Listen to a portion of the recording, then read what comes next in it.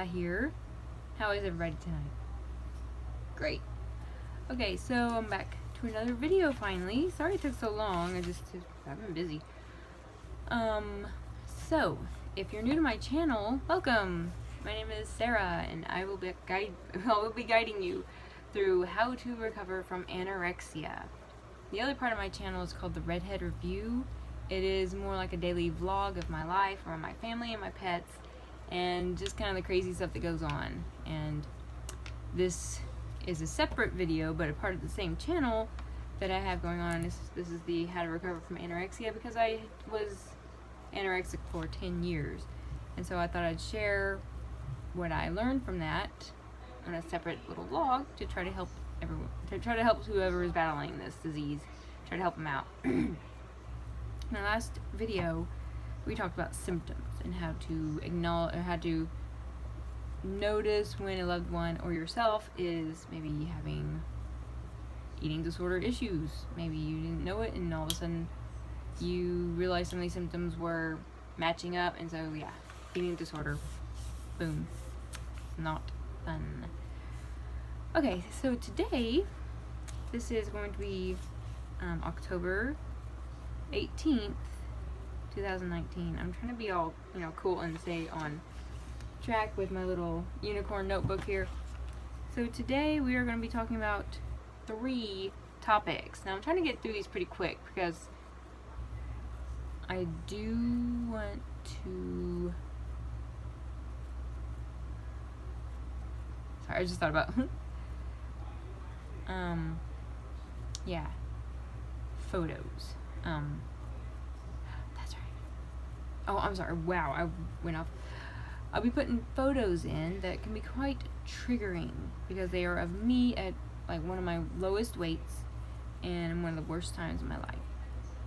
It was bad, and most of my videos are going to be and going to have some triggering moments, and I will warn you when those are coming up, because some of you may be able to take it, some it might be too much for you. I understand that. That's why I will say, here's a trigger warning, and then I'll let you know when it's over, in case you have to mute it or whatever you need to do. Because I will be talking about foods and exercises and calories and weight, and I will show you me weighing myself, and I'll show you what I look like, without a big bulky sweater on, and how I feel so much better about myself now, and how I can actually wear short sleeves or even sleeveless shirts. I wasn't able to do that for 10 years because I was embarrassed of the way that my arms looked. Now they look normal. Can't tell on this because I'm wearing a nice comfy hoodie. Alright, so let's get on it, because I don't want this to be a super long video. Last week's was 22 minutes long, and I wasn't trying to go that long, but I did say a lot of stuff that needed to be said. Alright, so let's get on the first one.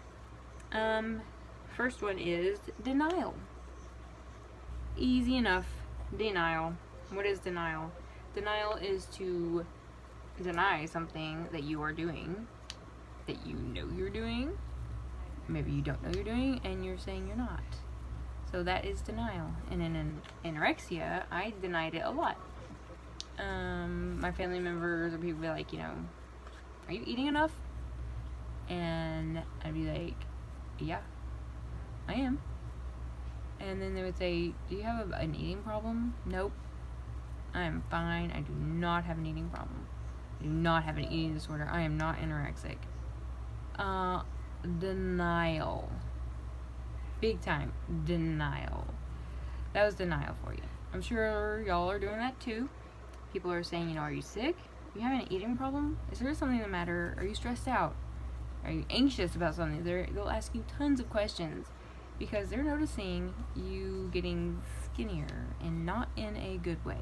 There's a difference. Trust me, there's a difference. If you're maybe overweight and you're wanting to tone up a little bit, so you change your diet a little, you exercise a little more, and then you do start to tone up, but then people see you still kind of eating, out and, have fun, and you're still not skinny, but you are toned, and you're a little bit smaller than what you were because, you're more comfortable that way. That's different. That's someone that's in control of, how they're eating. They're not letting the eating control them or whatever. It's just, anorexia takes over, and that's when people start asking it in a concerned way, you know, because they're going to notice this girl who used to be, you know, size 14 is within 4 months now a size 6. That's concerning. You don't do that. No one in a healthy way does that. That's not good. So that's denial. If you're getting asked questions, if you're okay and you're denying it, in the back of your head you're going, I hope they don't find out. I hope they don't see me not eating too much. I hope they don't notice that I'm working out more. Because you're just denying what the truth is. Okay, so that's denial. See, that was a quick one. If you have any questions about denial, just look it up. It kind of, you know, it's pretty blunt about what it is. Pretty easy to realize. Okay, now here's another one. Excuses. Excuse. An excuse. Oops, I'm spelling excuse wrong. Well, let's just all see this notebook, so it doesn't matter if I spell it wrong. What are excuses? You all know what they are, because we all use them. I know I use them. Example of excuse. You go to the dinner table, and your family is there. Oh, my hair. My hair is bothering me, sorry. You go to the dinner table, your family's sitting there. You nitpick at your food. Oh my goodness, I'm so sorry. And your family's like, no, what's the matter? Why aren't you eating? Are you okay? I'm just not feeling good. Excuse. That's an excuse not to eat. You go to the restaurant, you order something that you're maybe afraid that you ordered because you didn't get to see the calorie count, or it's something different that you haven't tried yet, but you really didn't want to order it, but you know in the back of your head that you're going to get out of it somehow. So it comes to the table, and all of a sudden you act ill. Oh my gosh, my stomach's hurting. I'm not feeling very good. I know it's about the same excuse, but still that's an excuse to get out of it. Or you take one teeny tiny little bite. Oh my gosh, I really don't like this. This is not good at all. Oh, now I'm feeling nauseated. I lost my appetite. Another excuse. Yep. Those are some big excuses.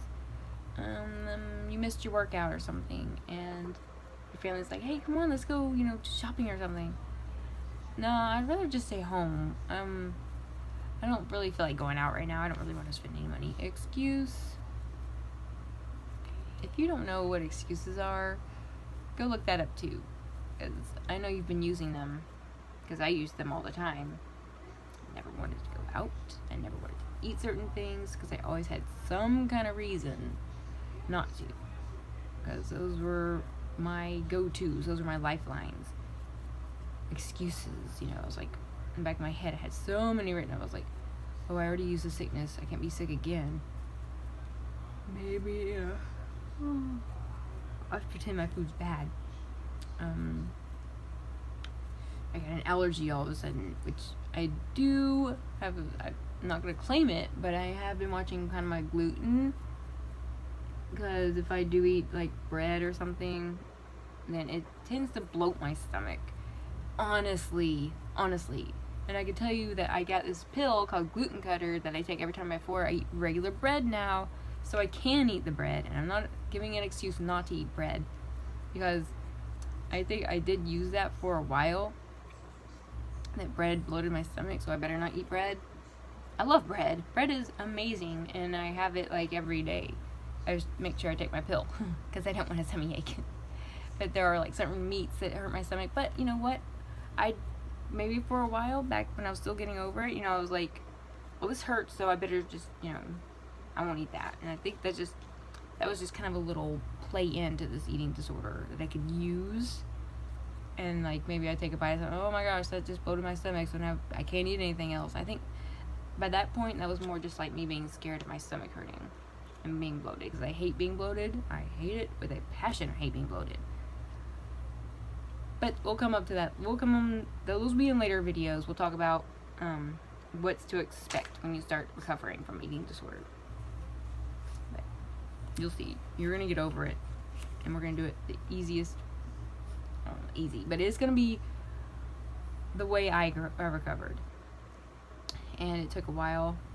But it's worth it because it's not some cold turkey stuff going on. You're not cutting anything cold turkey. That's not for everybody. Okay. Back to, what was it? Excuses. Oh, gluten allergy. Anyway, I don't deny anything. I make sure if I can't have, such and such item of food, then I'm going to replace it with something just as equally good. Like, if I can't have that bread, well, then I'm going to eat something else that covers that bread, because I'm not just going to, dish on the bread and that's it. No, I'm going to replace that with something else because I need those extra calories. That's just what I do. So, no more excuses. Those excuses will get to you, and then you'll run out of excuses, and you won't have any excuses, and then they'll find out. So, yeah. And on to the last one. The last one. Topic is finally acknowledgment.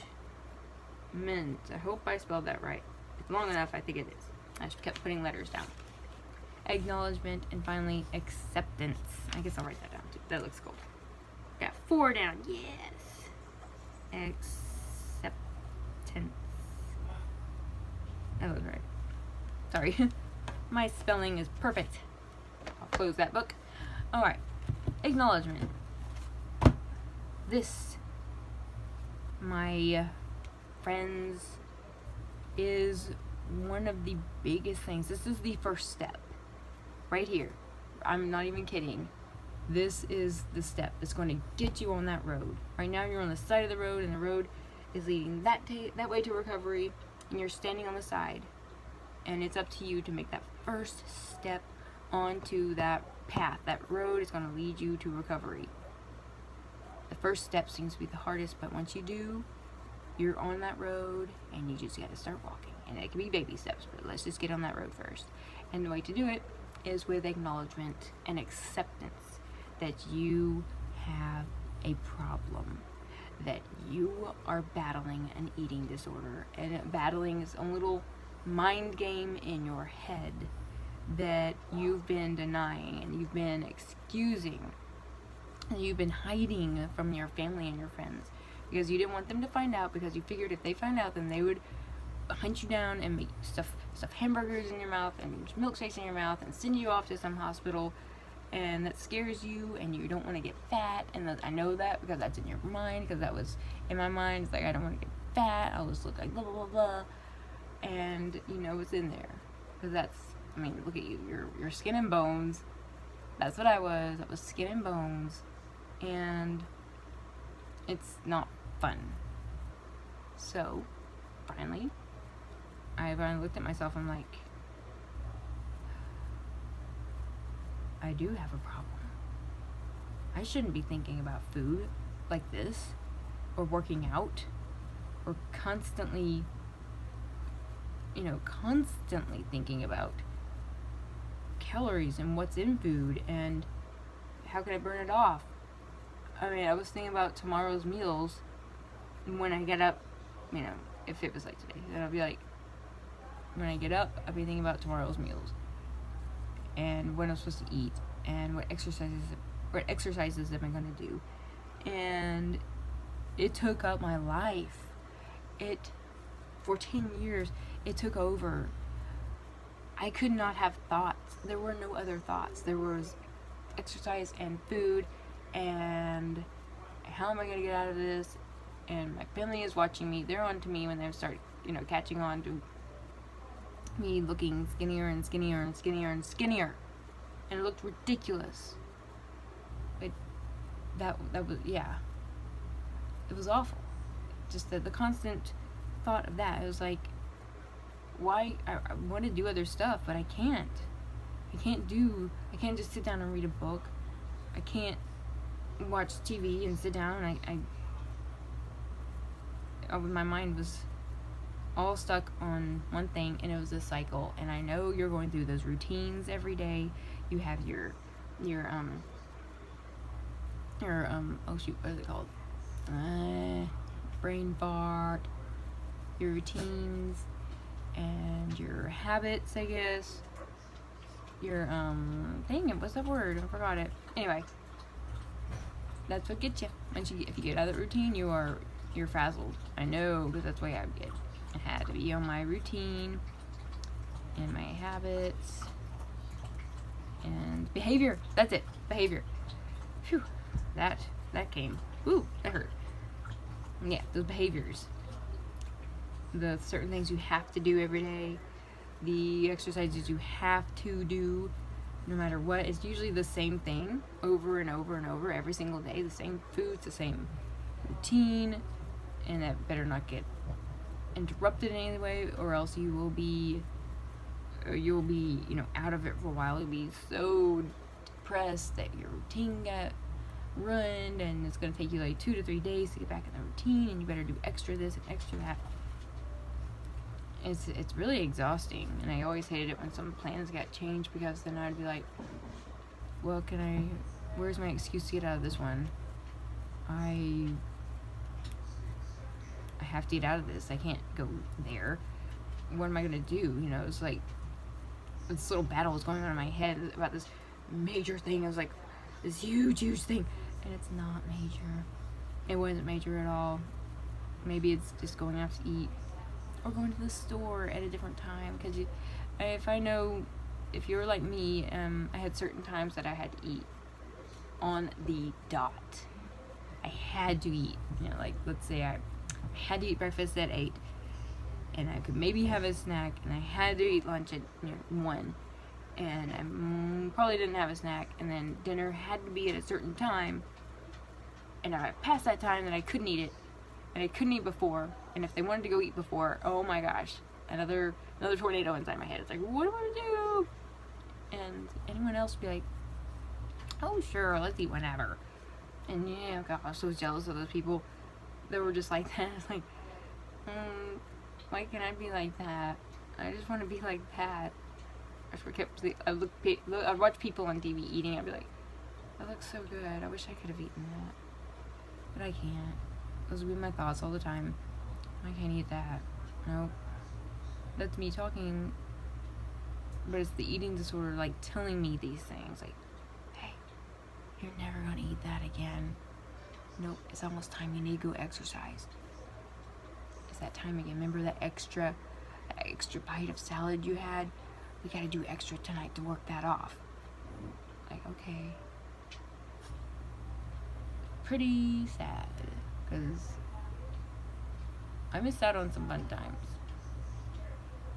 But, I can't look back anymore like that. I cannot look at the past and what I missed out on, because that's wasting time too. That right now, I'm living every moment at a time, and I'm enjoying every moment.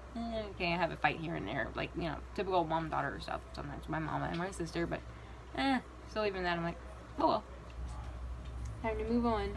Rosie, stop. Yeah, so now, you know what? It's so nice that I can just sit down and crochet if I want to. I can read I know I've said this before, I've gone the little thing before, but it is nice just to sit and read a book. Or not. Or to go take a nap. Or just to have other thoughts in your head. Just to have your own thoughts. And there's just you in your head. And, there's times where I'll just sit down and I'll just think of, I make up my own movie in my head. I'll just think about, anything. It's amazing.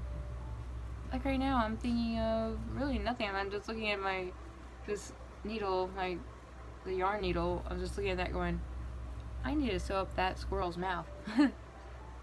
Nothing else. I'm not thinking about, I know dinner's coming up, which that's making me excited. And I'm going on almost 20 minutes now. I said I wasn't going to. Anyway, wrapping it up. And you get the gist of what I'm talking about. You get the gist. The 4 topics that I covered, again, were denial, excuse, acknowledgement, and acceptance. The biggest thing out of all 4 of those, acknowledgement and acceptance. The 2 biggest things are the acknowledgement and acceptance. Like, if you can acknowledge that you have something that's the matter with you, and you can spread it and share it with, maybe it's just one person in your family, maybe it's just a close friend, and you don't want to involve your family, because I hated involving my family. It's like I hurt them too much. I knew they were hurting. I knew it, because my best friend, my sister, never wanted to do anything with me, and that hurt me bad, because I knew I was hurting her. So it's like I didn't really want to talk to them about this. But I had to. I need sleep. I had to acknowledge the fact that I need help. I need help. And I did it, because if there's one thing that people that have eating disorders like anorexia, we have very strong will. Being able to not eat very much, that takes a lot. And that takes a lot, because the human body just naturally, we just want to snack because you feel a little bit hungry, like, ooh, I'm hungry. But we have strong wills, and you got to turn that will around. You got to make it work for you this time and not against you. And you can do it, because I did it. And I did it for my family. I did it for God, because I wanted to prove to Him that I can do this. I always ask for His help, of course, for strength. And I'm the one that had to do it. And most importantly, it sounds selfish, but I did it for me. Because you have to. If you can't do something like that for someone else. That's not their body, that's your body. You gotta decide if you want to live, or if you want to dwindle down into nothing and die of a heart attack before you even reach the age of 50. If you're going through this when you're really young. So, I think you can do it, because I did it, and I didn't have to go to some stinking hospital and pay, an arm and a leg just to get better, and relapse after that and be like a waste. So you can do this without having to go to the hospital, without having to get some tube stuck up your nose into your stomach, pumping in liquid foods. You don't want that. I didn't want that. I didn't have to have it, and you won't either. So that's pretty straightforward. And you got to be determined enough to get there, because I was, and look at me now. I am a happy girl. I am so happy. Every day is fun, and I have energy to burn. Energy is amazing. Oh, I love energy, because I have so much of it now, and I can get up every day and think, well, I got energy, I'm ready to go, even though I've been kind of sleepy. Anyway, with that, that's enough now. You saw my video. We're gonna do another video next week sometime, about the same time. Hopefully I'll be off again on Friday so I can do it, or just whenever, maybe before Friday, I don't know. I've been having, I'll do it, and it won't be longer than a week though. Excuse me. But I'm gonna keep this going, because I want whoever is watching this that's suffering, I want to help you, and I believe I can, and I'm gonna do it in a different way than most people tell you. Alright? Just hang in there. Everybody who's going through this, you can do it. And I'm going to be right there with you, showing you all the good stuff. Oh. Alright, well, with that said, I'm hungry, and I'm going to go eat.